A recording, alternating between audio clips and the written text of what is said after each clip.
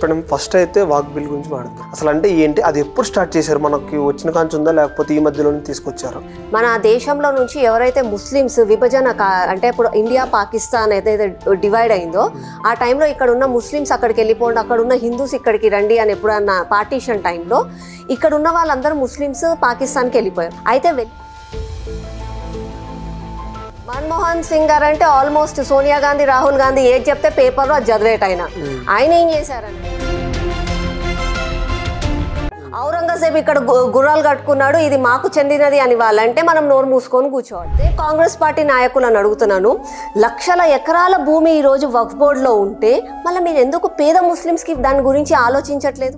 వక్ఫ్ bill వల్ల ముస్లిమ్స్కి ఎలాంటి న్యాయం జరిగింది మేడం? అంటే ఇప్పుడు లక్షల ఎకరాల భూమి ఉంది, ఇప్పటికీ కూడా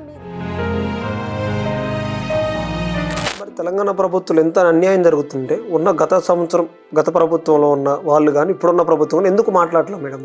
అపీస్మెంట్ పాలిటిక్స్ అండి. సర్పంచ్ ఎలక్షన్ల టైం అయిపోయింది, వాళ్ళ టర్మ్ అయిపోయి ఉట్టిగా కూడా గ్రామాలు ఉన్నాయి, సర్పంచ్ లేకుండా ఉన్నారు, అనాథగా అయిపోయినాయి గ్రామాలు అని అంటే కూడా ఇప్పటికీ కూడా ఎలక్షన్లు పెట్టండి. అయితే చేతులు పట్టుకుంటా లేకపోతే కాళ్ళు పట్టుకుంటా జుట్టు పట్టుకుంటా అన్నట్టుగా వీళ్ళేమన్నా అంటే అయితే మంచిగా అయితేనేమో రాష్ట్ర ప్రభుత్వం చేసిందని గొప్పలు చెప్పుకుంటారు, అప్పుడేమో బేకార్ ప్రభుత్వం, ఇప్పుడేమో బికారీ ప్రభుత్వం, ఇద్దరు కలిసి మన తెలంగాణ ప్రజలను బర్బాద్ చేస్తుంది. అప్పట్లో ఉన్న కేసీఆర్ ప్రభుత్వం పైన ఇప్పుడున్న రేవంత్ రెడ్డి ప్రభుత్వం పైన వాళ్ళ తప్పులను ఎండగట్టేది మా బీజేపీ ప్రభుత్వమే. మన రాష్ట్రంలో ఉన్న కాంగ్రెస్ నాయకులకు కూడా చెప్తున్నాను, ఒక బూత్ కానీ 10 బూతులకు కానీ 100 బూతులకు కానీ east west north south any time any centre మీరు ఎలక్షన్లు పెట్టండి, బీజేపీయే మేయర్ సీటు కైవసం చేసుకుంటుంది. రేవంత్ రెడ్డి గారిని నేను ఒకటే అడగాలనుకున్నాను. రేవంత్ రెడ్డి గారు అది ప్రభుత్వం భూమి అని అన్నారు. అంత తొందరగా అంత హడావడిగా రాత్రి 100 బుల్డోజర్లను పెట్టి అక్కడున్న చెట్లని నరికి అక్కడికి వచ్చిన విద్యార్థులని అమానుషంగా గుంజుకుపోయి వాళ్ళని ఏదో ఏమంటారు కుక్కలని పందులని తీసుకొని పోయినట్టు లాగుకొని పోయినట్టు వాళ్ళని తీసుకుపోయి వాళ్ళని అంత కిరాతకంగా ప్రవర్తించాల్సిన అవసరం ఏముంది? ఆ డెవలప్మెంట్ వల్ల రేపు మన జీవితాలే ఉండవు అని అనుకుంటా డెవలప్మెంట్ ఎందుకు? ఆక్సిజన్ ట్యాంకులు వేసుకొని తిరుగుతామా? మనకు ఆరోగ్యమే లేకపోతే మనం ఏముండి లాభం ఏముంది మనకి?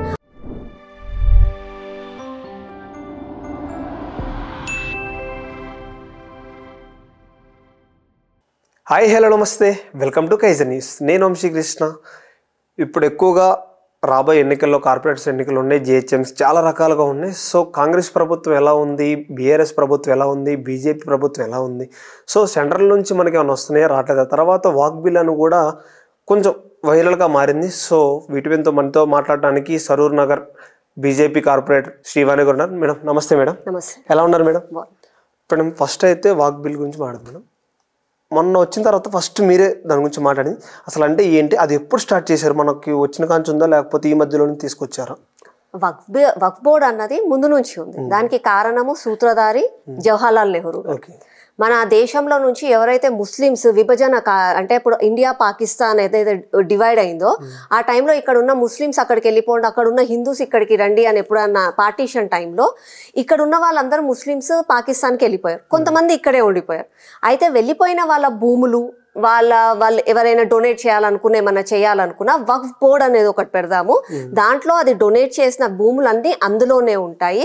ఆ భూములన్నిటినీ ఇక్కడున్న ముస్లిమ్స్, మన దేశంలో ఉన్న ముస్లిం ప్రజలకు, పేద ప్రజలకు, ముఖ్యంగా మద్రాసాలు, మాస్కులు, మస్జిద్ల లాగా ప్రార్థనా స్థలాల లాగా వాటిని ఉపయోగించుకోవాలి. దానివల్ల లాభ నష్టాలు కాదు, ముఖ్యంగా ప్రార్థనా స్థలాలు అంటే మీకు ఒక సెక్యూరిటీ మేము ప్రొవైడ్ చేస్తున్నామని చెప్పి జవహర్లాల్ నెహ్రూ గారు కేవలం అపీస్మెంట్ పాలిటిక్స్ కోసం, ముస్లిమ్స్ ఓట్ బ్యాంక్ కోసం అని చెప్పి ఆ రోజు సెక్యులర్ అన్న పేరుతోటి ఈ బోర్డుని తీసుకొని వచ్చారు. దాని తర్వాత పివి నరసింహారావు గారు ఏం చేశారంటే వక్ఫ్ బోర్డ్ అన్నది ఇప్పుడు ఎవరన్నా క్లెయిమ్ చేయవచ్చు, అంటే మా పూర్వీకులు ఇక్కడ గుర్రాలు కట్టుకున్నారు, మా పూర్వీకులు ఈ స్థలం మాకు ఇచ్చేశారు అని చెప్పి క్లెయిమ్ చేస్తే అది కూడా వక్ఫ్ బోర్డుకి వెళ్ళిపోతుంది. ఆ లాని వాళ్ళు తీసుకొచ్చారు ఆ బిల్లుని. దాని తర్వాత మళ్ళా ఇంకొక మెట్టెక్కి మన్మోహన్ సింగ్ గారు అంటే ఆల్మోస్ట్ సోనియా గాంధీ, రాహుల్ గాంధీ ఏది చెప్తే పేపర్లో అది చదివేట ఆయన ఏం చేశారనంటే వక్ఫ్ బోర్డ్ బిల్ అని, అంటే అది వక్ఫ్ బోర్డ్ భూమి అని చెప్పి ఎవరైనా చెప్తే ఆ వక్ఫ్ బోర్డ్ భూమి నాది అని చెప్పి మనం ఎవరం హైకోర్టుకి వెళ్ళొద్దు, సుప్రీంకోర్టుకి వెళ్ళొద్దు, అట్లీస్ట్ మనం అనొద్దు కూడా. మళ్ళీ అదే వక్ఫ్ బోర్డ్ది అని మీరు అంటున్నారు కదా, ఆ భూమికి డాక్యుమెంట్స్ ఎక్కడ ఉన్నాయి? డాక్యుమెంట్స్ ఉన్నా లేకున్నా అవసరం లే, కేవలం ఒక మాటతోటి ఔరంగజేబ్ ఇక్కడ గుర్రాలు కట్టుకున్నాడు, ఇది మాకు చెందినది అని వాళ్ళంటే మనం నోరు మూసుకొని కూర్చోవాలి. మర్డర్ చేసినోడన్నా పోయి నేను మర్డర్ చేయలే, మర్డర్ చేయడానికి కారణం ఇదే, అసలు నువ్వు ఎందుకు మర్డర్ చేసావని మన లా అడుగుతుంది, మన కోర్టు అడుగుతుంది. అట్లాంటిది వక్ఫ్ బోర్డ్ భూమి ఇది అని అంటే మనం పౌరులం, దేశ పౌరులము, చట్టం అందరికి ఒకటే, న్యాయం అందరికి ఒకటే, కానీ మనం వాళ్ళని ప్రశ్నించొద్దు. అట్లాంటి లా ఈ కాంగ్రెస్ వాళ్ళు తీసుకొని వచ్చి దాన్ని దుర్వినియోగం చేస్తున్నారు. ఇది కేవలం మోసం చేయడానికే, ప్రజలను మోసం చేసి వాళ్ళ ఓట్లని తీసుకోవడానికే. కానీ మళ్ళీ నేను అదే కాంగ్రెస్ పార్టీ నాయకులను అడుగుతున్నాను, లక్షల ఎకరాల భూమి ఈ రోజు వక్ఫ్ బోర్డ్ లో ఉంటే మళ్ళీ మీరు ఎందుకు పేద ముస్లిమ్స్ కి దాని గురించి ఆలోచించట్లేదు? మేము ఏదో హిందూస్కో ఎవరికో ఇవ్వమని మేము అనట్లేదు, అందులోకి ₹1 వద్దు, ఒక అనా వద్దు, మాకు ఒక గజం కూడా ఇవ్వకండి. కానీ పేద ముస్లిం ప్రజల జీవితాలు ఎందుకు మీరు మంచిగా చేయట్లేదు? ఈ రోజు కూడా వచ్చి మా ముస్లిమ్స్ కి ఇన్సెక్యూరిటీ ఉంది, మా ముస్లిమ్స్ మీరు బతకనివ్వట్లేదు, మా ముస్లిమ్స్ మీరు జీవనోపాధి కలగట్లేదు, మా ముస్లిమ్స్ కి మీరు దూరం చేస్తున్నారు అని చెప్పి అంటే ఓవైసీ లాంటి వాళ్ళు మాట్లాడతారు, ఇప్పుడు మమతా బెనర్జీ లాంటి వాళ్ళు మాట్లాడతారు. మళ్ళీ ఉన్న భూమిలోకి వెళ్ళి వాళ్ళకు ఒక డబుల్ బెడ్రూమ్ ఇల్లు కట్టియండి. వాళ్ళు ఇప్పటికీ కూడా ఎందుకు ఒక చిన్న చిన్న రూమ్లల్లా 10-15 మంది బతుకుతున్నారు? ఇప్పటికీ కూడా వాళ్ళ లైఫ్ స్టైల్ ఎందుకు చాలా తక్కువగా ఉంది? ఒక దిక్కేమో నార్మల్ గా మన హైదరాబాద్ లోనే చూసుకుంటే ఒకప్పుడు అడవిలాగా ఉన్న గచ్చిబౌలి హైటెక్ సిటీ ఈ రోజు అసలు సింగపూర్ లాగా అంత మంచిగా అయిపోయింది, ఫ్లైఓవర్లతోటి, మాల్స్ తోటి, కంపెనీలతోటి. ఓల్డ్ సిటీ పురాణా షహర్ ఇంకా పురాణాగానే ఎందుకుంది అంటే దానికి ఓల్డ్ సిటీ అని పేరు పెట్టినాం కాబట్టి దాన్ని డెవలప్ చేయట్లేదా? ఇప్పటికీ కూడా ఓల్డ్ సిటీలో ఆ మురికి కాలువలు ఉన్నాయి, ఆ డ్రైనేజ్ వంగుతుంటది, రోడ్ల మీద మొత్తం గుంతలు ఉంటాయి. ప్రతి ఒక్కరు కూడా ఏదో మెకానిక్ల లాగా, లేకపోతే పండ్ల బండి, కూరగాయల బండి, అంటే పేద ముస్లిం ప్రజలు మాత్రం పండ్ల బండి, కూరగాయల బండ్ల దగ్గర పనిచేయాలి, మీరు మాత్రం ఎంపీలు, లీడర్లు అయ్యి మీరు దేశాన్ని, చట్టాన్ని మీరు మారవగలుగుతారు. కానీ పేద ప్రజలు మాత్రం అలాగే ఉంటారు. అంటే దేనికోసం? ఇది కేవలం మోసం చేయడానికి మాత్రమే. అంటే కొంతమంది నాయకులు చెప్తున్నారు దీనివల్ల మా ముస్లిం వాళ్ళకి అన్యాయం జరుగుతుంది, కేవలం కావాలని బీజేపీ ఇలా చేస్తున్నారు అంటున్నారు మేడం. ఏ ఒక్క ముస్లిం ప్రజలకు దాని వల్ల అన్యాయం జరగదు. అసలు ఇన్ని రోజుల నుంచి ఏం న్యాయం చేశారని నేను అడుగుతున్నా. మళ్ళా లక్షల ఎకరాల భూమి ఉంది, మళ్ళీ ఇన్ని రోజుల నుంచి ఏ పేద ముస్లిం ప్రజలకు న్యాయం చేశారు? అదే ఓవైసీ వాళ్ళు, అదే కాంగ్రెస్ వాళ్ళు ఏం చేశారు? నాకు ఈ ద్వంద్వ వైఖరి వీళ్ళది అర్థం కాదు. లల్లూ ప్రసాద్ యాదవ్ గారు ఒకసారి పార్లమెంట్ సాక్షిగా ఏమన్నారంటే, ఈ వక్ఫ్ బోర్డ్ పేరు మీద భూములను తీసేసుకుంటున్నారు, దుర్వినియోగం చేస్తున్నారు, పేద ప్రజలకి కాకుండా చేస్తున్నారు, ఈ వక్ఫ్ బోర్డు ని తీసేసి దీన్ని సవరణ చేయాలని చెప్పి లల్లూ ప్రసాద్ యాదవ్ గారే అన్నారు. ఈ రోజు మేము బీజేపీ దాని గురించి సవరణ చేస్తే ఈ రోజు ఏమో మీరు అట్లెట్లా చేస్తారని మాట్లాడతారు. అంటే వాళ్ళంటేనేమో చమత్కారము, మేమని చేసేమో అన్యాయం అయినట్టు ఈ రోజు అయిపోయింది. వక్ఫ్ బిల్ వల్ల ముస్లిమ్స్ కి ఎలాంటి న్యాయం జరిగింది మేడం? అంటే ఇప్పుడు లక్షల ఎకరాల భూమి ఉంది, ఇప్పటికీ కూడా మీరు మేమనే మాట కాదు, ఇప్పటికీ కూడా మీరు గవర్నమెంట్ హాస్పిటల్స్కి వెళ్ళండి, గవర్నమెంట్ స్కూల్స్కి, కాలేజెస్కి వెళ్ళండి. దాని తర్వాత ఏమన్నా సంక్షేమ పథకాలు అనౌన్స్ చేస్తే లైన్లలో చూడండి, మీరు ప్రజావాణిలలో చూడండి, ఎక్కువగా కూడా ముస్లిం ప్రజలే ఉంటారు.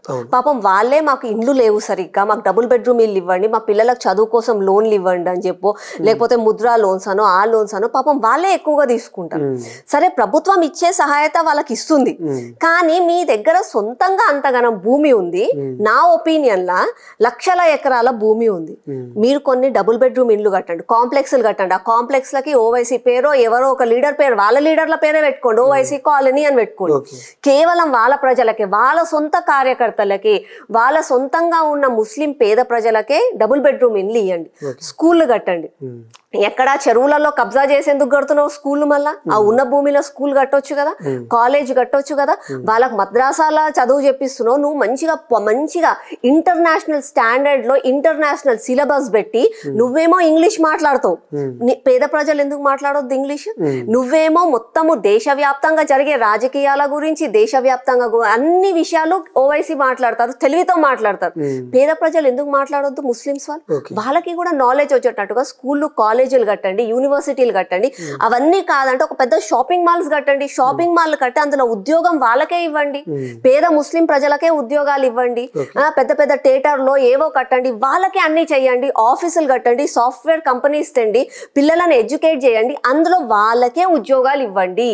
ఎందుకు చేయలేకపోతున్నారు అని అంటే కేవలం ముస్లిం ప్రజలు ఎప్పటికీ కూడా చదువుకోకూడదు, ముస్లిం ప్రజలు ఎప్పటికీ కూడా రాజభోగాలు అనుభవించొద్దు, వాళ్ళ మురికి కాలువలలోనే వాళ్ళ బతుకులు ఉండాలి, వీళ్ళు చెప్పినది తినాలి, వీళ్ళు ఇచ్చినది తినాలి, వీళ్ళేమన్నా అంటే వీళ్ళే దేవుళ్ళు అన్నట్టుగా కావాలి, వీళ్ళు చెప్పిన భయంతో వాళ్ళ భయంతో ఆ మజ్బూరీతోటి వీళ్ళ కోటేయాలి, కానీ ప్రేమతో మాత్రం కాకుండా ఈ రోజు వాళ్ళని అనగదొక్కాలి అని చెప్పి ఇట్లాంటి డెవలప్మెంట్ లేకుండా వక్ఫ్ బోర్డ్ పేరు మీద ముస్లిమ్స్ పేరు పైన లక్షల ఎకరాల భూములలో వీళ్ళు గుంటనక్కల లాగా వీళ్ళు బాగుపడుతున్నారు, కానీ పేద ముస్లిం ప్రజలు మాత్రం ఏమి కూడా వాళ్ళు చేయట్లేదు. మరి తెలంగాణ ప్రభుత్వం ఎంత అన్యాయం జరుగుతుంటే ఉన్న గత ప్రభుత్వంలో ఉన్న వాళ్ళు కానీ ఇప్పుడున్న ప్రభుత్వం ఎందుకు మాట్లాడలేదు మేడం? అపీస్మెంట్ పాలిటిక్స్ అండి.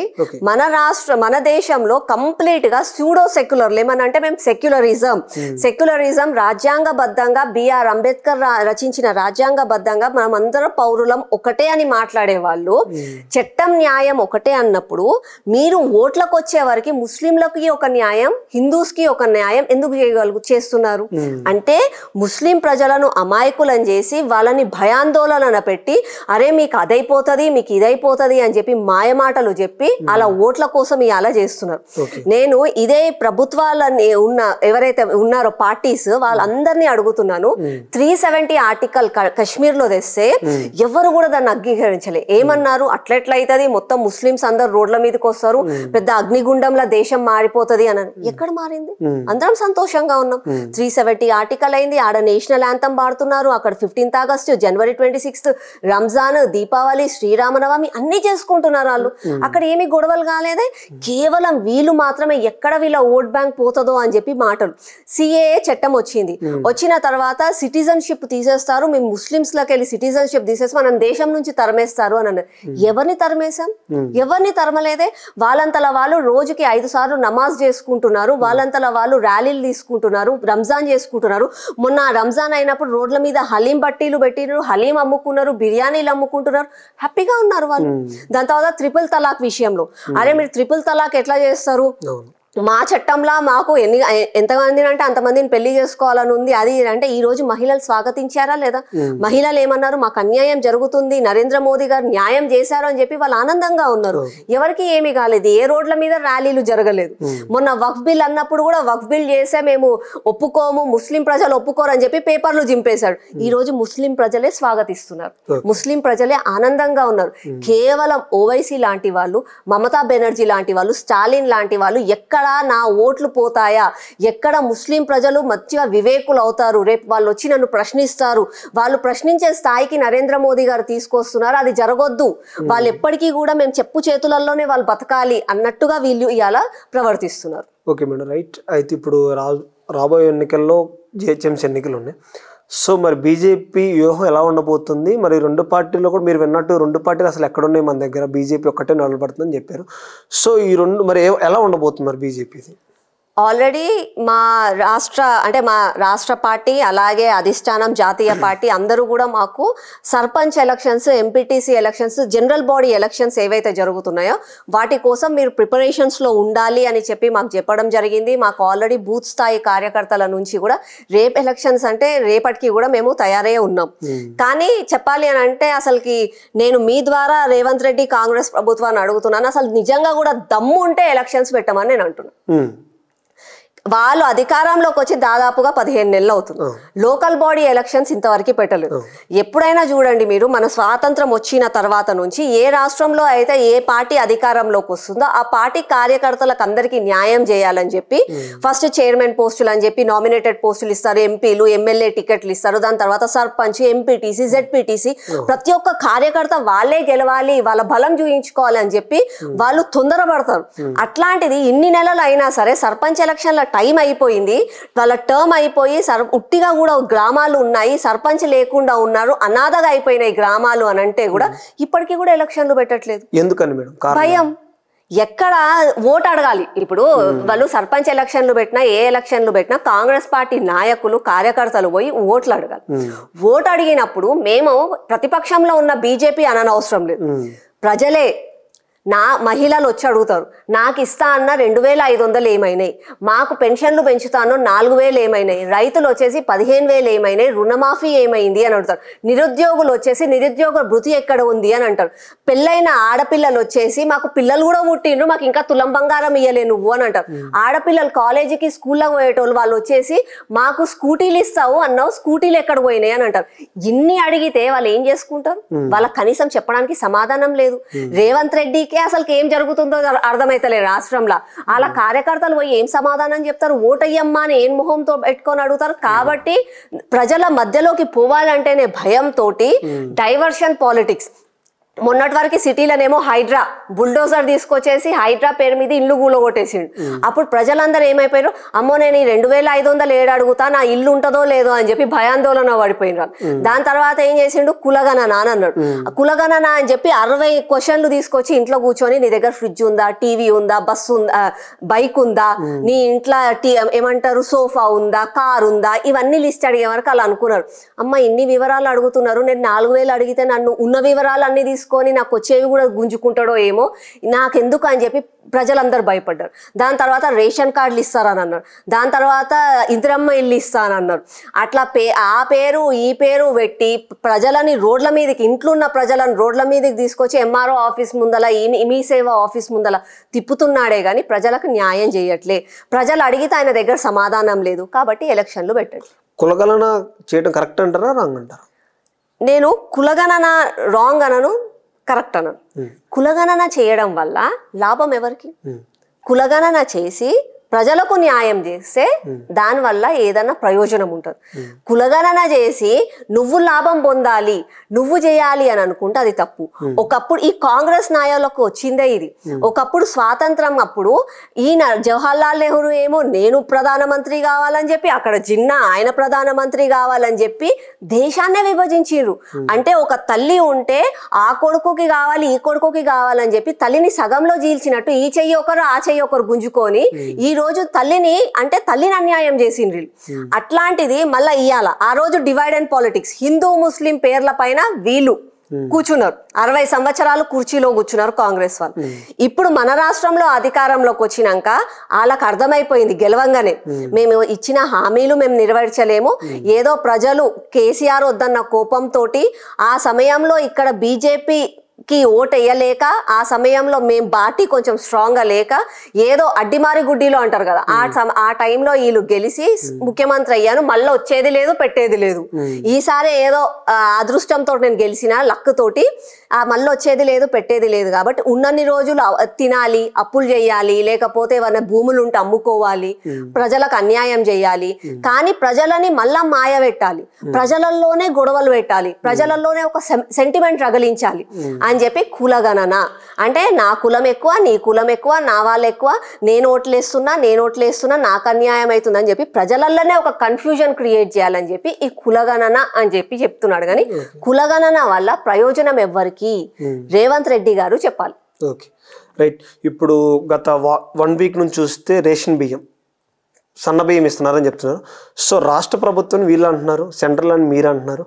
సో ఎక్కడ కరెక్ట్ మేడం? మరి అది నేను అనడము అని కాదు, నేను అనడము వాళ్ళనడం కాకుండా జనరల్ గా కూడా మీరు వికీపీడియాలో చూడండి, లేకపోతే మీరు మన డెమోక్రటికల్ గా ప్రకారంగా మన ఫైనాన్స్ దాని ప్రకారంగా కూడా చూసుకుంటే రాష్ట్రంలో ఏవైనా ఒకవేళ వెల్ఫేర్ స్కీమ్స్, ఇప్పుడు రేషన్ గురించి, ఫుడ్ కార్పొరేషన్ ఆఫ్ ఇండియా ఇట్లాంటివి ఏదన్నా ఉంటే దాంట్లో కీలక పాత్ర కేంద్రందే.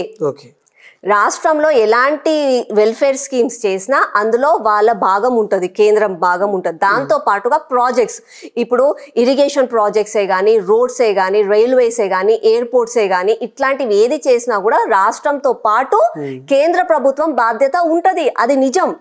అది ఏంటంటే మాయమాటలు చెప్పినట్టుగా, అంటే అయితేనేమో సోమవారం కాకుంటేనేమో మంగళవారము, అయితే చేతులు పట్టుకుంటా లేకపోతే కాళ్ళు పట్టుకుంటా జుట్టు పట్టుకుంటా అన్నట్టుగా వీళ్ళేమన్నా అంటే అయితే మంచిగా అయితేనేమో రాష్ట్ర ప్రభుత్వం చేసింది గొప్పలు చెప్పుకుంటారు, లేకపోతే కేంద్రం సహకరించట్లేదు అని అంటారు. ఈ రోజు రైతు పండించిన ఒక్కొక్క ధాన్యం దగ్గర నుంచి అది సేకరించే వరకు, అంటే వాళ్ళు పంట పొలాల నుంచి వాళ్ళ సేకరణ నుంచి మళ్ళా కేంద్ర ప్రభుత్వం ఫుడ్ కార్పొరేషన్ ఆఫ్ ఇండియా దాన్ని నిల్వలు పెట్టడము, దాని తర్వాత దాన్ని జాగ్రత్తగా ఉండడము, దాంతో పాటుగా వాటిని ప్రతి ఒక్క రాష్ట్రంలోకి డిస్ట్రిబ్యూట్ చేయడం వరకు కూడా బాధ్యత కేంద్ర ప్రభుత్వానిదే. అంటే ఫర్ ఎగ్జాంపుల్ ఈ రోజు మన రాష్ట్రంలో అన్నం తింటున్నాం కాబట్టి బియ్యం సప్లై చేస్తారు. అదే నార్త్ ఇండియాలో ఎక్కువగా కూడా చపాతీస్ రోటీస్ తింటారు కాబట్టి వాళ్ళకి గోధుమ పిండి సప్లై చేస్తారు. ఎక్కడెక్కడ ఏ ఆహారపు అలవాట్లు ఉన్నాయో దానికి తగ్గట్టుగా డిస్ట్రిబ్యూషన్ చేసే బాధ్యత ఫుడ్ కార్పొరేషన్ ఆఫ్ ఇండియాది, పబ్లిక్ డిస్ట్రిబ్యూషన్ సర్వీస్ది. దాంట్లో కొంత భాగం రాష్ట్రానిది ఉంటది, నేను కాదు అని అనట్లేదు, I'm not denying the fact. ఈ రాష్ట్రంలో ఇన్ని రోజుల నుంచి దొడ్డు బియ్యం ఇస్తున్నాము, మా ప్రజలకు సన్న బియ్యం పంపించండి అని చెప్పి రాష్ట్ర ప్రభుత్వం చెప్తే, ఆ సన్న బియ్యం మా దగ్గర ఇన్ని రేషన్ కార్డులు ఉన్నారు, ఇంతమంది లబ్ధిదారులు ఉన్నారు, మీరు ఇన్ని క్వింటాల బియ్యం పంపించండి అని అంటే కేంద్ర ప్రభుత్వం వీళ్ళకి పంపించింది. మరి ఎందుకు దేశాలన్నిటికీ సన్న బియ్యం ఇవ్వట్లేదు మిగతా రాష్ట్రాల వాటికి? ఆ రాష్ట్రంలో ఉన్న అధికార పార్టీ వాళ్ళు నిర్ణయించాలి. దానికి కారణం ఏంటంటే ఆహారపు అలవాట్లు. ఇప్పుడు కొంతమంది వాళ్ళు గోధుమ పిండి కావాలని అడుగుతారు, కొంతమంది పప్పు కావాలని అడుగుతారు, కొంతమంది బియ్యం కావాలి, పార్ బాయిల్డ్ అంటే దొడ్డుగా ఉంటాయి బియ్యం, పార్ బాయిల్డ్ రైస్ అంటారు. అట్లా ఏ రాష్ట్రంలో ఏ ఆహారపు అలవాట్లు ఉన్నాయో అవ్విస్తారు. కానీ మీరు గుజరాత్ కి యూపీకి ఆడ కూడా పోయి సన్న బియ్యం వేస్తే వాళ్ళు తినరు కదా, వాళ్ళు యాక్చువల్ గా రొట్టెలు తింటారు, చపాతీస్ తింటారు. సో ఎవరికి వాళ్ళకి ఏం అవసరాలు ఉంటాయో రాష్ట్ర ప్రభుత్వం కేంద్ర ప్రభుత్వం డిస్ట్రిబ్యూషన్ చేసే వారికి వాళ్ళ బాధ్యత. అందులో సబ్సిడీ అంటే subsidy maximum amount of subsidy కేంద్ర ప్రభుత్వంది ఉంటుంది. It's a fact. It's not that ఏదో మేము క్రెడిట్ తీసుకుంటున్నాం వాళ్ళ క్రెడిట్ కాదు, it's a fact, it is a known fact. Right madam. ఇప్పుడు ఎక్కువగా మనం చూస్తే తెలుగు రెండు రాష్ట్రాలు ఆంధ్రప్రదేశ్ కానీ తెలంగాణ కానీ బడ్జెట్ వివరానికి వచ్చినప్పుడు ఎందుకు ఆంధ్రప్రదేశ్కి బడ్జెట్ వెళ్తుంది, ఎందుకు తెలంగాణకు బడ్జెట్ రావట్లేదు సెంట్రల్ నుంచి? నేను మీకు ఒక క్లుప్తంగా ఒక కథ లాగా చెప్తాను, తర్వాత న్యూమరికల్ గా వెళ్తాను. ఫర్ ఎగ్జాంపుల్ గా చెప్తున్నాను నేను మీరు తర్వాత ఏంటి అన్నది మీలాంటి వివేకులు, యూత్ పిల్లలు మీరందరూ ఆలోచించేస్తారు, మీకు అర్థమైపోతుంది. ఒక భర్త భార్య, ఒక అబ్బాయి అమ్మాయిని పెళ్లి చేసుకొని వచ్చాడు. పెళ్లి చేసుకున్నన్ని రోజులు ఆ అమ్మాయి వాళ్ళ తల్లిగారి ఇంట్లో ఉండే. ఆ అమ్మాయికి వాళ్ళ నాన్న చదువు చెప్పాడు, మంచిగా ఉద్యోగం ఉంది, ఆ అమ్మాయికి కూడా ఇంత అమౌంట్ ఆఫ్ శాలరీ వస్తుంది నెలకి. పెళ్లి చేశాడు. పెళ్లి చేసేటప్పుడు కూడా లాంఛనా పరంగా ఆ అమ్మాయికి పెళ్లి చేశాడు, ఆ అమ్మాయికి కట్నం పెట్టాడు, బంగారము, బైకు, స్కూటీ ఏదో ఆయన స్థాయికి తగ్గట్టుగా ఆయన ఇచ్చాడు. ఆ అమ్మాయిని అత్తగారింటికి పంపించాడు. అత్తగారింటికి ఆ అమ్మాయి వచ్చింది. ఆ అమ్మాయి వచ్చిన తర్వాత భర్తని జనరల్ గా కూడా అమ్మాయి షీస్ అన్ ఇండిపెండెంట్ లేడీ, ఆ అమ్మాయికి డబ్బులు వస్తున్నాయి, అయినా సరే భర్తని ఆ అమ్మాయి పండగకి చీర అడిగింది. భర్త బాధ్యత ఏంది? తీసుకురావాలి, చీర కొనియాలి. చేత కాకపోతే నా దగ్గర లేవు, నీకు డబ్బులు ఉన్నాయి కదా, నీ డబ్బులతో నువ్వు కొనుక్కో అని చెప్పాలి. అంతేగాని అంటే మీ అయ్య ఉన్నాడు కదా, మీ అయ్య దగ్గరికి వెళ్ళొచ్చుకో, మీ అయ్యని అడుగు, మీ తల్లిగారు వాళ్ళని పెట్టమను అని అంటాడా? ఒకవేళ అంటే తప్పు కదా అది. నీ బాధ్యత ఏంది, నువ్వు చెయ్యాలి. అంటే నేను మొగుడు పెళ్ళామని జనరల్ గా చెప్తున్నాను, మీకు అర్థం కావాలని చెప్తున్నాను. ఇప్పుడు రాష్ట్ర ప్రభుత్వం ఉంది, రాష్ట్ర ప్రభుత్వంలో ఓట్లేసి రాష్ట్ర ప్రభుత్వాన్ని అధికారంలోకి తీసుకొచ్చారు ప్రజలు. ఎవరిపైన నమ్మకంతో? ఇక్కడున్న నాయకుల పైన నమ్మకంతో, వీళ్ళు ఏదో మాకు చేస్తారు అన్న నమ్మకంతో తీసుకొచ్చారు. మళ్ళీ నువ్వేమి దివాలా తీసిలేవు కదా, నీ దగ్గర బడ్జెట్ ఉంది, నీ దగ్గర ఉన్న నీ ఆఫీసులు, నీ దగ్గర ఉన్న నీ ప్రాజెక్టులు ఏమీ లేకుండా ఏం లేదు, నీ రియల్ ఎస్టేట్ భూము, నీ రాష్ట్రం నిజంగా కూడా సస్యశ్యామలం అయ్యి ఉంది, ధనిక రాష్ట్రం నీది యాక్చువల్గా తెలంగాణ ఒకప్పుడు. తర్వాత కేంద్ర ప్రభుత్వం ఇవ్వట్లేదు అని అంటారు. కేంద్ర ప్రభుత్వం ఏమి ఇస్తుంది? ఏమి ఇచ్చే సమయంలో ఏమి ఇయ్యాలో అదే ఇస్తుంది. ఇందాక నేను చెప్పినట్టుగా సంక్షేమ పథకాలకు సబ్సిడీలు ఇస్తుంది. ఇప్పుడు గ్యాస్ కి సబ్సిడీ కేంద్ర ప్రభుత్వం ఇస్తుంది, రేషన్ షాప్లలో సబ్సిడీ ఇస్తుంది. దాంతో పాటు హైవేలు వేస్తుందా? మనము ఇప్పుడు కార్ తీసుకొని ఎక్కడికో వరంగల్కో, విజయవాడకో, విశాఖపట్నంకో, ముంబైకో, ఏడుకో పోవాలనుకుంటాం. ఇవాళ కార్ల స్టార్ట్ అయితే 120 స్పీడ్ లో కూడా నువ్వు ఎంత ఆరాంగా పోవచ్చు. ఆ రోడ్లు ఎవరు వేస్తున్నారు? కేంద్ర ప్రభుత్వం వేస్తుంది. మళ్ళీ దాని తర్వాత నువ్వు ఇంతకు ముందు కంటే ఇప్పుడు నువ్వు ఢిల్లీకి పోవాలనుకున్నా, బాంబేకి పోవాలనుకున్నా ట్రైన్లలో పోతావు. ఆ ట్రైన్లలో రైల్వేస్ కానీ ఏమి ఎవరు చేస్తున్నారు? దాన్ని కేంద్ర ప్రభుత్వమే చేస్తారు. ప్లేన్లో పోదామే అనుకుంటున్నాం. ప్లేన్లో పోవాలనుకుంటే ఎయిర్పోర్ట్లే కానీ, ఆ ప్లేన్ల గురించే కానీ, వాటి మొత్తము రూట్స్ అవన్నీ మెయింటెనెన్స్ ఎవరు చేస్తున్నారు? కేంద్ర ప్రభుత్వమే చేస్తుంది. ఇవి కాకుండా పక్కనున్న దేశాలు ఉన్నాయి, పాకిస్తాన్ ఉంది, బంగ్లాదేశ్ ఉంది. ఈ మధ్యనే చొరబాటు వాళ్ళకి అక్కడ లేక ఇక్కడికి వచ్చి ఇక్కడ టెర్రరిస్ట్ అటాక్లు అవి ఇవి అయితే మన రాష్ట్రంలో ఉన్న ప్రజలు సంతోషంగా ఉండాలి, సురక్షితంగా ఉండాలి అని అంటే చుట్టూ బార్డర్ లో డిఫెన్స్ ని నించోబెడతాం. ఆ బార్డర్ వాళ్ళకి ఇచ్చే జీతాలే గానీ, దాని మెయింటెనెన్సే గానీ, మన ఆయుధాలే గానీ అవన్నీ ఎవరు చేయాలి? రేవంత్ రెడ్డి చేస్తారా? రేవంత్ రెడ్డి జోబ్లోకి వెళ్ళిస్తాడా? కేంద్ర ప్రభుత్వమే చేస్తుంది కదా. మళ్ళీ ఇన్ని మెయింటెనెన్స్ కాకుండా విపత్తు ఎప్పుడైనా వస్తుంది. ఫర్ ఎగ్జాంపుల్ వర్షాలే పడలేదు, ఆ టైంలో మనకి గ్రెయిన్స్ ఉండవు, ఫుడ్ గ్రెయిన్స్ ఉండవు తినడానికి. ఫుడ్ కార్పొరేషన్ ఆఫ్ ఇండియా వాళ్ళు ఏం చేస్తారు, వాళ్ళు నిల్వలు ఉంటాయి వాళ్ళకి గోడౌన్లలో, ఆ నిల్వలను బట్టి రాష్ట్రంలో డిస్ట్రిబ్యూట్ చేస్తారు. ఫర్ ఎగ్జాంపుల్ మొన్న కరోనా సమయంలో ప్రతి ఒక్కరికి కూడా ఫ్రీ రేషన్ డిస్ట్రిబ్యూట్ చేశారు, దేశవ్యాప్తంగా free ration, one nation one card అని చెప్పి ఆ టైంలో తీసుకొచ్చారు. అంటే ఇక్కడున్న ప్రజలు అక్కడికి పోయి మేము తినాలి అంటే కష్టం అయిపోతుంది అని అంటే ఎక్కడున్నా సరే మీకు రేషన్ కార్డు ఉంటే చాలు, మేము ఫ్రీగా మీకు రేషన్ పంపిస్తామని చెప్పి పంపించారు. ఆ రోజు 2 సంవత్సరాలు కష్టకాలంలో ఎవరు పంపించారు? కేంద్ర ప్రభుత్వమే పంపించింది కదా. అది కాకుండా సడన్ గా తుఫాన్లు వస్తాయి, వరదలు వస్తాయి, ఏమన్నా పెద్ద పెద్ద ఎర్త్ క్వేక్స్ అలాంటివి ఏమన్నా అయినప్పుడు ఆ విపత్తు కాలంలో మొత్తము వీళ్ళు సిఆర్పిఎఫ్ వాళ్ళు వస్తారు. వాళ్ళు వచ్చినప్పుడు వాళ్ళకి మొత్తం ఎవరు చూసుకుంటారు? కేంద్ర ప్రభుత్వమే చూసుకుంటారు. అక్కడ ఫ్రీ గ్రెయిన్సే కానీ, వాళ్ళకి హాస్పిటాలిటీ విషయంలోనే కానీ, వాళ్ళకి షెల్టర్ విషయంలోనే కానీ అవన్నీ ఎవరు చూసుకుంటారు? కేంద్ర ప్రభుత్వమే చూసుకుంటారు. మొన్న కూడా అకాల వర్షాలు వచ్చాయి, పంట నష్టం జరిగింది. పంట నష్టం జరిగితే వీళ్ళందరూ కూడా ఒక రిపోర్ట్ రాసి, రాష్ట్ర ప్రభుత్వం వాళ్ళు రిపోర్ట్ రాసి కేంద్రానికి పంపిస్తే కేంద్ర ప్రభుత్వం వాళ్ళకి సహాయం అందిస్తుంది. ఇట్లాంటివన్నీ ఉంటాయి. ఇవన్నీ ఉండి కూడా మీరు ఇయ్యట్లేదు అని అంటే ఎక్కడ ప్రాపర్ పక్క రాష్ట్రంకి ఇచ్చినప్పుడు మనకెందుకు అంటే అక్కడ కూటమి ఒక్క కూటమని కాదు, జనరల్ గా కూడా రాష్ట్ర వ్యాప్తంగా మన దేశంలో ఎన్ని రాష్ట్రాలు ఉంటే అన్ని రాష్ట్రాలకు ఒక కోటా అనేది ఉంటది. ఆ కోటాకి తగ్గట్టుగానే డబ్బులు ఇస్తారు, ఆ కోటాకి తగ్గట్టుగానే నిధులు పంపిస్తారు. అంతేగాని నువ్వు నా దోస్తువి కదా, నువ్వు నా చుట్టంవి కదా అని ఎక్కువ తక్కువ చేయడానికి ఉండదు. అక్కడ కేవలం నరేంద్ర మోదీ గారు ప్రభుత్వమే చెలాయిస్తుంది అని అనడం మాత్రం తప్పు. బ్యూరోక్రసీ అనేది ఉంటది, ఐఏఎస్ ఆఫీసర్లు ఉంటారు, కలెక్టర్లు ఉంటారు. అట్లాంటి వాళ్ళు డిసైడ్ చేసిన తర్వాత వీళ్ళు ఆమోదం బలికి వీళ్ళు ఎవరికి ఏం పంపించాలని డిస్ట్రిబ్యూట్ చేసిన తర్వాతనే అది అవుతుంది. అంతవరకే కానీ మేమేదో ఎక్కువ ఇస్తున్నాము, రేవంత్ రెడ్డి అంటే కోపం కాబట్టి తక్కువ ఇస్తున్నాము, బాబు అంటే ఇష్టం కాబట్టి ఎక్కువ ఇస్తున్నాం అన్నది కాదు. దాంతో పాటుగా కొన్ని ప్రాజెక్ట్స్ ఉంటాయి. ఈ రోజు మన రాష్ట్రంలో ఫర్ ఎగ్జాంపుల్ ఒక డ్యామ్ కట్టాలి. ఆ డ్యామ్ కట్టాలి అన్నప్పుడు దానికి కేంద్ర ప్రభుత్వం నిధులు కేటాయిస్తుంది. మన రాష్ట్రంలో అలాంటి ప్రాజెక్ట్సే లేనప్పుడు కేంద్ర ప్రభుత్వం నీకు ఎందుకు ఇస్తుంది నిధులు? ఆ పక్క రాష్ట్రంలో ప్రాజెక్ట్స్ కడుతున్నారు, ఆ ప్రాజెక్ట్స్ కి కేంద్ర ప్రభుత్వం బాధ్యత అది ఇవ్వడం కాబట్టి ఇస్తుంది, అంతేగాని నాకు ఇష్టం అని చెప్పి ఇయ్యదు. సో ఆ డిఫరెన్సియేషన్స్ తెలుసుకోవాలి. అప్పట్లో కేటీఆర్ కూడా అంటే కేంద్రం ఏమిచ్చింది, మోదీ ఏమిచ్చిండు అని అన్నాడు, అని పోయిండు. ఇప్పుడు రేవంత్ రెడ్డి గారు కూడా ఏమన్నా అంటే చాతనైతలేదు, నిధులు లేవు, ఖజానా నిల్లు, ఇచ్చిన హామీలకి రూపాయి లేదు, జీతం కట్టడానికి డబ్బులు లేవు, అప్పులు అడుక్కుంటున్నా అని చెప్పి అతనే చెప్తున్నాడు. కాబట్టి అసలుకి ఏమి చెయ్యలేక కేంద్ర ప్రభుత్వం మీద నెట్టేస్తున్నాడు. చెప్పాలి అంటే నేను క్రక్స్ లో చెప్తాను మీకు, అప్పుడేమో బేకార్ ప్రభుత్వం, ఇప్పుడేమో బికారీ ప్రభుత్వం, ఇద్దరు కలిసి మన తెలంగాణ ప్రజలను బర్బాద్ చేస్తుంది. Okay, right. అయితే మేడం ఇప్పుడు మన తెలంగాణలో 8 ఎంపీలు, బీజేపీ ఎంపీలు, 8 మంది ఎమ్మెల్యేలు ఉన్నారు. సో ఎక్కడ చూసినా కానీ అప్పుడప్పుడు కాంగ్రెస్ కానీ బీఆర్ఎస్ కొట్లాడేస్తుంది. ఎందుకు బీజేపీ ఎక్కడ కొట్లాట చేయట్లేదు మన రాష్ట్రం గురించి అంటే మీరేమంటారు? అసలుకి తెలంగాణ రాష్ట్రం ఏర్పడిన రోజు నుంచి అప్పట్లో ఉన్న కేసీఆర్ ప్రభుత్వం పైన, ఇప్పుడున్న రేవంత్ రెడ్డి ప్రభుత్వం పైన వాళ్ళ తప్పులను ఎండగట్టేది మా బీజేపీ ప్రభుత్వమే, మా బీజేపీ కార్యకర్తలే, మా ఎమ్మెల్యేలే గాని ఎంపీలే గాని బూత్ స్థాయి కార్యకర్తల నుంచి ప్రతి ఒక్కరు కూడా వాళ్ళు చేస్తున్న తప్పులను ఎండగడుతున్నారు.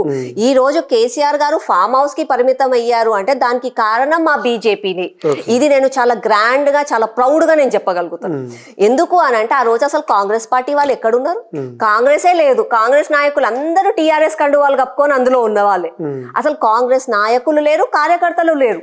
ఆ సమయంలో కూడా బీజేపీ కార్యకర్తలు అధికారం కోసం కాకుండా రాష్ట్ర ప్రయోజనాల కోసం అని చెప్పి పోరాడి జైలు శిక్షలు అనుభవించి కేసులు అనుభవించినా కూడా ధైర్యంతో కేసీఆర్ తో పోరాడితే సమయానికి అదేదో మా బ్యాడ్ లక్ వాళ్ళు కుక్క ఏమంటారు నక్క తోక తొక్కొచ్చారో ఏమో కానీ వాళ్ళు అదృష్టంతో వాళ్ళు ఇవాళ అధికారంలోకి వచ్చారు. కానీ ఆ కష్టం మాత్రం బీజేపీదే. కాంగ్రెస్ అధికారంలోకి వచ్చిన తర్వాత కొంచెం సమయం, కొత్త పార్టీ, కొత్త అధికారం వచ్చింది, వాళ్ళ కొత్త నాయకులు కాబట్టి వాళ్ళకు కొంచెం సమయం ఇచ్చాము అంతేగాని మర్చిపోవడమే కాకుండా పోరాడమే కాకుండా ఏ రోజు కూడా మేము ఉండము. మా బీజేపీ కార్యకర్తల పని, మా బలమే పోరాటం. ఓకే, బీఆర్ఎస్ బీజేపీ ఒకటే పార్టీ అంటే అన్నట్టు చాలా మంది నాయకులు అంటున్నారు, చాలా రకాలుగా వస్తూ ఉన్నాయి. అదంతా డైవర్షన్ పాలిటిక్స్ వరకే. ఓకే, ఏ పార్టీ అయినా సరే మాదొక నేషనల్ పార్టీ, మాది దేశవ్యాప్తంగా జాతీయ పార్టీ. మాకు ఒక రాష్ట్రంలో మేము అధికారం రావాలి, సొంతంగా మాకంటూ ఏమన్నా ఉండాలి అని ఆలోచించే పార్టీ మాది. అట్లాంటిది మేము వాళ్ళతో వీళ్ళతో పొత్తెందుకు పెట్టుకుంటాం? అవసరం లేదు. ఇంకా మోర్ ఓవర్గా చెప్పాలి అని అంటే ఈ రోజు తెలంగాణ రాష్ట్రంలో బీజేపీ ఉన్న స్టాండర్డ్ కి 37% ఓట్ షేర్ ఉంది. ఇప్పుడు ఎలక్షన్లు పెట్టినా సరే, ఎనీ టైం ఎనీ సెంటర్, ఎప్పుడు ఎలక్షన్లు పెట్టినా సరే, ఈ రోజు ఫర్ ఎగ్జాంపుల్ జిహెచ్ఎంసీ అనుకుందాం. జిహెచ్ఎంసీలో కూడా రేవంత్ రెడ్డి గారు ఏమన్నారు, 4 పోర్షన్లు ఈస్ట్ వెస్ట్ సౌత్ నార్త్ చేస్తాను, 4 మేయర్లను పెడతాను, 3 మేయర్లను పెడతాను అని అంటున్నాడు. నేను రేవంత్ రెడ్డి గారికి కూడా అదే చెప్తున్నాను, మన రాష్ట్రంలో ఉన్న కాంగ్రెస్ నాయకులకు కూడా చెప్తున్నాను. 1 బూత్ కానీ 10 బూతులకు కానీ 100 బూతులకు కానీ east west north south any time any centre మీరు ఎలక్షన్లు పెట్టండి, బీజేపీయే మేయర్ సీటు కైవసం చేసుకుంటది. రేపు రాష్ట్రంలోకి కూడా అధికారంలోకి వచ్చేది బీజేపీనే. అంత మంచి స్ట్రాంగ్ పొజిషన్ లో ఈ రోజు మేము బీజేపీ ఉన్నాక మాకు వాళ్ళతో వీళ్ళతో పొత్తు పెట్టుకోవాల్సిన అవసరం ఏముంది? అది కూడా పోయి బీఆర్ఎస్ పార్టీతో మేమెందుకు పొత్తు పెట్టుకుంటాం? మొత్తం కరప్షన్ లో నిండిపోయి వాళ్ళు అసలు కాల నాయకులు ఏడున్నారా? ఒక ఆయననేమో సీనియర్ నాయకుడు, ఒకప్పుడేమో జాతీయ పిత అని అన్నారు, తెలంగాణ బాపు అని అన్నారు. ఆ బాపు ఏడగోయిండో మాకే కనిపిస్తలేడు. ఇంకొకటి కేటీఆర్, హరీష్ రావు, కవిత. నేనంటే నేను మా బాపు అంటే కేసీఆర్ బాపు తర్వాత నేనే లీడర్ కావాలని చెప్పి కవిత ధర్నాలు చేస్తుంది, కేటీఆర్ ధర్నాలు చేస్తుండు, హరీష్ రావు ధర్నాలు చేస్తుండు. వాళ్ళ కన్ఫ్యూజన్ లోనే వాళ్ళు ఉన్నారు, వాళ్ళ స్కామ్ల మధ్యలోనే వాళ్ళు ఉన్నారు. ఇవాళ పోతారా జైలుకి, రేపు పోతారా జైలుకి వాళ్ళకే తెలియదు. అట్లాంటి వాళ్ళతో మేమెందుకు పొత్తు పెట్టుకుంటాము? ఈ రోజు తెలంగాణ రాష్ట్రంలో బీజేపీ ఉన్న స్టాండర్డ్స్ కి మాకు ఎవరితో పొత్తు అవసరం లేదు. మేము హోల్సమ్ గా లోన్సమ్ గా మేమే అధికారంలోకి వస్తాం. Okay, right. ఇప్పుడు ఎమ్మెల్యేలు కానీ ఎంపీలు కానీ తెలంగాణలో 16 మంది ఉన్నారు. ప్రజలకు ఏం చేశారండి 16 మంది బీజేపీ నాయకులు? తెలంగాణ ప్రజలకు ఏం చేశారంటే ఏం చెప్తారు?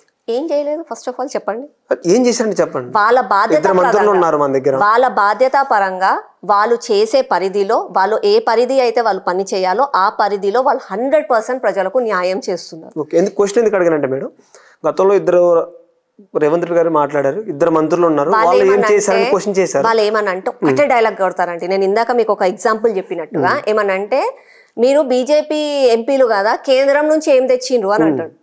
నేను ఒకటే అడగాలనుకుంటున్నాను, కేంద్రం నుంచియే తేవాలి, కేంద్రం ఇస్తేనే నడవాలి అని అంటే రాష్ట్రంలో మీరెందుకు ఉన్నారు? మీరు రాజీనామా చేసి వెళ్ళిపోండి. హ్యాపీగా మేము కేంద్రం నుంచి తెచ్చుకుంటామా, లేకపోతే మన తెలంగాణ ప్రజలు కడుతున్న పన్నులకి తగ్గట్టుగా తెలంగాణ ప్రజలకు న్యాయం చేస్తామా? నిజమైన ప్రజాపాలన అంటే ఏంది, నిజమైన బంగారు తెలంగాణ ఏంది అన్నది మేము అప్పుడు చూపిస్తాం. రేవంత్ రెడ్డిని రాజీనామా చేయమనండి, ఇప్పుడు రాజీనామా చేయమనండి నిజంగా కూడా. అంతేగాని అంటే నువ్వేం తెచ్చినావు మళ్ళీ నువ్వెందుకున్నావు, నీకెందుకు ఓటేసిండ్రు ప్రజలు? కేంద్రం నరేంద్ర మోదీని చూసి ఓటేలే కదా ఎమ్మెల్యే ఎలక్షన్స్ ని రేవంత్ రెడ్డిని చూసి ఓటేసిండ్రు. ఈడ రేవంత్ రెడ్డి ఊరూరికి పోయి నేను హామీలు ఇస్తా, 100 రోజులలో హామీలు పూర్తి చేస్తా అంటే నీకు ఓటేసిండ్రు. మళ్ళీ అట్లాంటప్పుడు నువ్వెందుకు న్యాయం చేయట్లే? ఇప్పుడు వచ్చి నాకు కేంద్రం ఇస్తలే అని ఎందుకు చెప్తున్నావు? మళ్ళీ నీకు ఆ రోజు తెలియదా ఖజానా నిల్లుందని చెప్పి? ఆ రోజు తెలియదా నీకు ఎంత ఉందా? ఎంత పిండికి అంత రొట్టె చిన్నప్పటి నుంచి మనకు నేర్పిస్తారు. అట్లాంటిది నీ దగ్గర 100 రూపాయలు ఉంటే నువ్వు 1,00,000 రూపాయల హామీలు ఎందుకు ఇచ్చినావు ప్రజలకి? అంటే ప్రజలను మోసం చేయడానికేనా? తేట తెల్లమైపోయింది అక్కడ. అంటే ఈధర్ నువ్వు ప్రజలను మోసం చేయాలని చేసినావు, లేకపోతే ప్రజలు నీకు ఓటు అయ్యారు, ఎట్లనన్నా నేను గెలిచేదిలే పెట్టేదిలే, ఏముంది 100 హామీలు ఇస్తేంది 1000 హామీలు ఇస్తేంది అన్న నమ్మకం. ఈ రెండిట్లో ఏదో ఒకటి అయితే అతను చేసిండు. ప్రజలను మోసం మాత్రం చేస్తున్నారు. Okay, right madam. ఇప్పుడు బీజేపీలో అధ్యక్షుడు గురించి చర్చ ఎక్కువ నడుస్తుంది. వీళ్ళు అధ్యక్షుడే నిర్ణయించుకోలేని స్థితిలో ఉన్నట్టుగా మాట్లాడుతున్నారు. సో మరి మీరేమంటారు? మాట్లాడే వాళ్ళు ఎవరండి? కాంగ్రెస్, బీఆర్ఎస్ ఇట్లాంటి వాళ్ళు కొంచెం పార్టీస్. నేను బీఆర్ఎస్ అని అడుగుతా. ఫర్ ఎగ్జాంపుల్ బీఆర్ఎస్ పార్టీలో అధ్యక్షుడిని ఏమన్నా చేయాలి, నియమించాలి అంటే ఎవరెవరు కూర్చుంటారు? కేసీఆర్ కూర్చుంటాడు, కేటీఆర్, హరీష్ రావు, కవిత, ఇక ఒక 4-5 మహా అంటే ఏళ్లతో లెక్క పెట్టే అంత మనుషులే. కాంగ్రెసే ఉంది. కాంగ్రెస్ లో ఏమైనా చెయ్యాలి అని అంటే సోనియా గాంధీ, రాహుల్ గాంధీ, ప్రియాంక గాంధీ, గీలే. మళ్ళా స్టాలిన్ ఇప్పుడు కుటుంబం అనుకో, ఉట్ట ఆ కుటుంబం, ఇవన్నీ కుటుంబ పార్టీలు. మహా అంటే 5-6 కంటే ఎక్కువ ఉండరు. కాబట్టి వాళ్ళ నిర్ణయాలు ఇయ్యాలంటే ఇయ్యాల తీసుకొని నా కొడుకు అవుతాడు, నా తర్వాత నా కొడుకు లేకపోతే నా బిడ్డ లేకపోతే నా మనవడు, ఇలా లైన్ అదే ఉంటది. Right madam. ఇప్పుడు మన జరిగిన SU దాని ల్యాండ్ గురించి 400 ఎకరాలు కేంద్ర ప్రభుత్వం దాని వీళ్ళు, లేకపోతే రాష్ట్ర ప్రభుత్వం దాని వీళ్ళు మాదని చాలా కొట్లాట, విద్యార్థుల మీద కూడా లాఠీ ఛార్జీలు కానీ మహిళలను చూడకుండా కూడా జుట్టు బట్టి లాక్కపోవడం జరిగింది, చూసే ఉంటారు మీరు. సో దాని మీద మీ స్పందన అంటే డెవలప్మెంట్ నేను చేస్తాను ఆయన అంటున్నాడు, సో పర్యావరణం కాపాడని విద్యార్థులు అంటున్నారు. సో మరి దాని మీద మీ స్పందన ఏంటి? రేవంత్ రెడ్డి గారిని నేను ఒకటే అడగాలనుకున్నాను. రేవంత్ రెడ్డి గారు అది ప్రభుత్వం భూమి అని అన్నారు. అది ప్రభుత్వం భూమి కానీ సెంట్రల్ యూనివర్సిటీ భూమి కానీ ఎవరిదైనా కానీ అసలుకి అంత తొందరగా అంత హడావడిగా రాత్రి 100 బుల్డోజర్లను పెట్టి అక్కడున్న చెట్లని నరికి అక్కడికి వచ్చిన విద్యార్థులని అమానుషంగా గుంజుకుపోయి వాళ్ళని ఏదో ఏమంటారు కుక్కలని పందులని తీసుకొని పోయినట్టు లాగుకొని పోయినట్టు వాళ్ళని తీసుకుపోయి వాళ్ళని అంత కిరాతకంగా ప్రవర్తించాల్సిన అవసరం ఏముంది? నిజంగా కూడా అది గవర్నమెంట్ భూమి అయితే పొద్దున తెల్లవారుజామున చేసుకోండి, డే లైట్ లో చేసుకోండి, మళ్ళీ చీకట్లో ఎందుకు చేయాల్సి వచ్చింది? దానితో పాటుగా ఇంకొకటి అడగాలనుకున్నాను. ప్రభుత్వ భూములు మన రాష్ట్రంలో చాలా ఉన్నాయి, గుట్టలు ఉన్నాయి, పుట్టలు ఉన్నాయి, అసలుకి బంజరు భూములు అవి. అట్లాంటి భూములలో డెవలప్మెంట్ చేయండి. ఆ బంజరు భూములలో డెవలప్మెంట్ చేసి అక్కడ చుట్టుపక్కల ఉన్న గ్రామాలు కూడా డెవలప్ అవుతాయి. అంతేగాని ఒక అడవిలాగా ఎన్నో జీవన ఉన్న అక్కడ అట్లా నెమలులు, జింకలు, పాములు, ఇట్స్ అన్ ఎకో సిస్టమ్, అది it's a lungs of Hyderabad అని అంటున్నారు. అంత మంచి ఆక్సిజన్ ని ప్రొడ్యూస్ చేసే ల్యాండ్ లో నువ్వు చెట్లను ఎందుకు నాటుతున్నావు? ఒక దిక్కేమో చెట్లు నాటాలి అని చెప్తావు, ఒక దిక్కేమో చాలా ప్రెస్టీజియస్ గా మేము చెట్లు నాటుతున్నాం అని చెప్పి దానికి లక్షల రూపాయల బడ్జెట్ నిర్వహిస్తారు. మళ్ళీ ఒక సీజన్ వర్షాకాలం కాగానే మేము ఊరూరే చెట్లు నాటుతున్నాం అని చెప్పి ఈ కాంగ్రెస్ లీడర్లే కండువాలు కప్పుకొని చెట్లు నాటుతుంటారు. మళ్ళీ అట్లాంటి వీలే చెట్లు ఎందుకు నరుకుతున్నారు? అసలు అవసరం ఏముంది? నీకు అంత తొందరపాటు ఎందుకు? నిజంగా కూడా ప్రజలు అక్కడ ఉన్న విద్యార్థులు ఇది మా భూమి, మా యూనివర్సిటీకి చెందిన భూమి అని అంటే వాళ్ళని కూర్చొని పెట్టండి, మాట్లాడండి. మీరు మాట్లాడరు, మీకు అహం ఉంది అని అంటే వేరే మినిస్టర్లు ఉన్నారు, లీడర్లు ఉన్నారు, ఆఫీసర్లు ఉన్నారు, వాళ్ళతో నచ్చ చెప్పించండి. ఇప్పటికీ కూడా బీజేపీ డెవలప్మెంట్ కి అగేన్స్ట్ కాదు, డెవలప్మెంట్ చేస్తున్నామంటే మేము స్వాగతిస్తాము. కానీ ఆ డెవలప్మెంట్ వల్ల రేపు మన జీవితాలే ఉండవు అని అనుకుంటా డెవలప్మెంట్ ఎందుకు? ఈ రోజు నువ్వు అక్కడ డెవలప్మెంట్ చేసి పెద్ద పెద్ద భవనాలు, షాపింగ్ కాంప్లెక్స్లు, సాఫ్ట్వేర్ కంపెనీలు, అన్ని ఫ్లైఓవర్లు అవన్నీ చేస్తావు, మేము ఒప్పుకుంటాం. మాకు కూడా అంటే హైదరాబాద్ మంచిగా ఉందంటే మాకు కూడా ఒక షానే. కానీ పీలవడానికి గాలి లేకపోతే ఎక్కడ పోతాం? అందరం ఆక్సిజన్ ట్యాంకులు వేసుకొని తిరుగుతామా? నువ్వు ఎయిర్పోర్ట్లు కడతా అంటావు, అది కడతా అంటే ఇది కడతా అంటున్నావు, కానీ మనం ఆక్సిజన్ ట్యాంకులు వేసుకొని తిరుగుతామా? మనకు ఆరోగ్యమే లేకపోతే మనం ఏముండి లాభం ఏముంది మనకి? అదే ఆలోచించాలని నేను అంటున్నాను. Okay madam, last question. ఇప్పుడు ఆర్ఎస్ఎస్లో కానీ బీజేపీలో ఉన్న ఒక రూల్ ఎలా ఉండదంటే 75 సంవత్సరాలు వచ్చిన తర్వాత రాజకీయ పరంగా ఎవరు పదవిలో ఉండకూడదు అంటారు. సో ఇంకొక 4-5 మంత్స్లో మోడీ గారికి 75 రాబోతున్నాయి. సో మధ్యలోనే రాజీనామా చేయాల అవకాశం ఉంటుంది. నెక్స్ట్ PM ఎవరు మరి మన దాంట్లో? మా పార్టీలో ఏ నిర్ణయాలు తీసుకున్నా కూడా సంస్థాగతంగా అన్ని విభాగాలు మాదైతే ఏమంటే ఇప్పుడు RSS కానీ, బజరంగ్ దళ్ కానీ, VHP కానీ, మాతృశ్రీ కానీ, ఇట్లా ప్రతి ఒక్క విభాగాల నుంచి నిర్ణయాలు తీసుకొని వాళ్ళ ఒపీనియన్స్ అన్ని సేకరించిన తర్వాతనే సంస్థాగతంగా నిర్ణయాలు తీసుకొని ఏది చెప్తే అది చెయ్యాల్సిందే. అక్కడ నరేంద్ర మోదీయే కానీ, బండి సంజయ్ కానీ, కిషన్ రెడ్డి కానీ, అమిత్ షానే కానీ, ఆకుల శ్రీవాణియే కానీ, ఏ కార్యకర్త అయినా సరే డిసిషన్ పార్టీ అధిష్టానం తీసుకుంటది. అధిష్టానం చెప్పినది చేయడం వరకే ఒక కార్యకర్తగా మా బాధ్యత. నరేంద్ర మోదీ గారు ఇప్పుడు కాదు, దీని తర్వాత నీ వారసులు అంటే మాకేంటంటే కొడుకు నేను, నా తర్వాత నా కొడుకు, నా తర్వాత నా మనవడు లాగా ఉండదు, కుటుంబ పాలన కాదు మాది. కాబట్టి నువ్వు ఒక నాయకుడిని తయారు చెయ్యాలి అని అంటే ఆ ఉన్న నాయకుడు బయటికి వస్తారు, ఆ నాయకుడిని వచ్చిన తర్వాత ఒకరు దిగిపోతారు, అది కామన్. ఈ కుర్చీ నాది, ఈ కుర్చీలో నేను ఖర్చు వేసుకున్నా ఏళ్ళ తర్వాత ఈ కుర్చీ నాది అనడం మాత్రం మా పార్టీలో ఉండదు. ఓకే, మరి రాజీనామా చేస్తారా చెయ్యరా? అదే డిసిషన్ అధిష్టానం ఏది చెప్తే అది చేయాల్సిందే. ఓకే, చేస్తారా చెయ్యరా అని అది కేవలం నరేంద్ర మోదీ గారి పైన ఉండదు. అది నరేంద్ర మోదీ గారైనా సరే ఎవరైనా సరే ఒక కార్యకర్తగా అధిష్టానం తీసుకున్న నిర్ణయాన్ని స్వాగతించాల్సిందే. అది మా బాధ్యత, అది మా ఐడియాలజీ. మేము ఇలాగే ఉంటాం, ఎప్పటికీ ఇలాగే ఉంటాం. మీరు చూసుకోండి, వేరే పార్టీలు ఉన్నాయి. కాంగ్రెస్ ఉంది, తృణమూల్ కాంగ్రెస్ ఉంది, బీఆర్ఎస్ ఉంది, మళ్ళీ పక్కనే ఉన్న స్టాలిన్ పార్టీ తమిళనాడులో, కేరళలో, ఇవన్నీ పార్టీస్ మీరు చూసుకోండి. అఖిలేష్ యాదవే కానీ వాళ్ళందరిలో చూసుకుంటే ఫస్ట్ వాళ్ళ తండ్రి, తర్వాత వాళ్ళ కొడుకు, తర్వాత వాళ్ళ మనవడు, వాళ్ళ కుటుంబ సభ్యులే లీడర్లు అవుతారు, వాళ్ళ కుటుంబ సభ్యులే ప్రెసిడెంట్లు అవుతారు. మా దగ్గర అలా కాదు.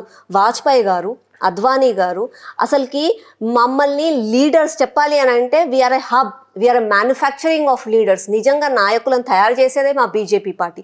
మా బీజేపీ పార్టీ ఇది నా సొత్తు అని చెప్పడానికి ఎవరికీ లేదు. మా బీజేపీ పార్టీలో మెంబర్షిప్ ఉన్న ప్రతి ఒక్కరిది ఈ కుటుంబం.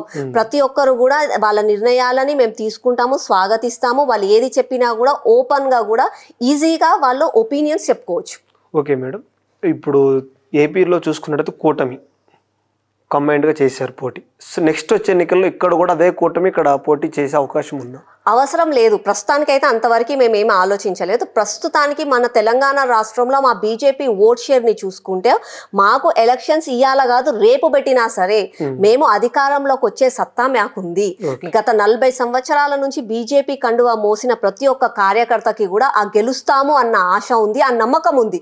అదే నమ్మకంతో మా పనితీరు కూడా ఉంది. కాబట్టి ఒక కూటమిని పెట్టుకొనే గెలవగలుగుతాము, కూటమి అవసరము అని కూడా నాకు అనిపించట్లేదు.